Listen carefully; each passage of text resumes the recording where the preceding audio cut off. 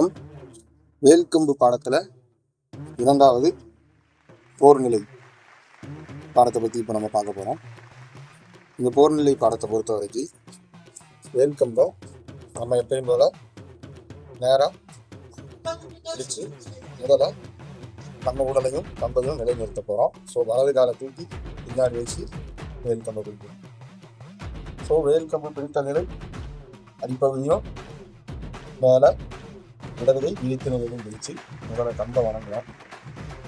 வணங்கினதுக்கப்புறம் இந்த பாடத்தில் முதல் சுவடையாக ஒரு துள்ளல் முறை குத்தி எதிரியோட நெஞ்சு கிழிக்க முடியும்.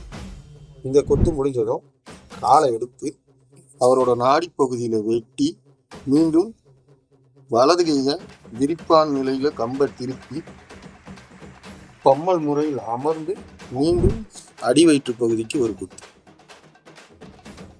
இந்த குத்து முடிஞ்சதும் கம்பை மீண்டும் நம்மளோட வலது கை விரிப்பான் நிலையில விரித்து திருப்பி பின்புறமாக ஒரு வெட்டு போட்டு அமர்ந்த நிலைக்கு வரும்.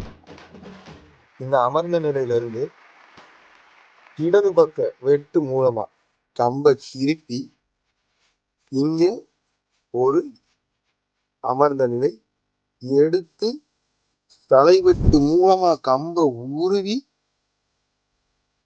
எதிரியோட நாடி பகுதிக்கு ஒரு குத்து வரும்.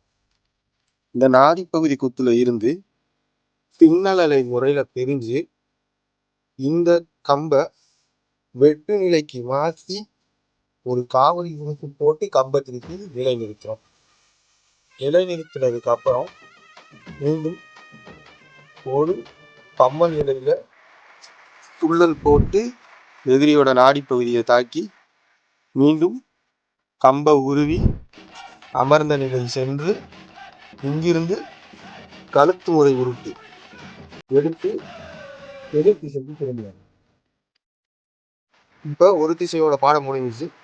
இதையே அடுத்ததா பின்பகுதிக்கும் வலது கை பகுதிக்கும் இடது கை பகுதிக்கும் போடும்போது 4 திசைக்கான வேல்கம்போட இரண்டாவது பாடம் இதுதான். பயிற்சி செய்யுங்க. அடுத்த வீடியோவில் சந்திப்போம்.